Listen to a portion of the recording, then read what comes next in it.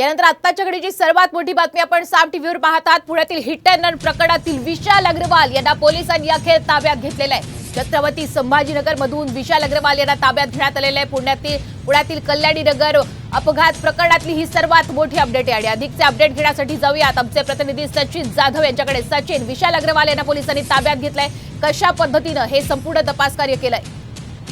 आपण पाहतोय की विशाल अग्रवाल हिट अँड रन प्रकरणातील जो आरोपी आहे त्याचे वडील आहेत आणि त्यांच्यावर गुन्हा दाखल केला होता पोलिसांनी आणि त्याच संदर्भात खरं तर कालपासून ते गायब होते, त्यांचा फोन नॉट रिचेबल होता।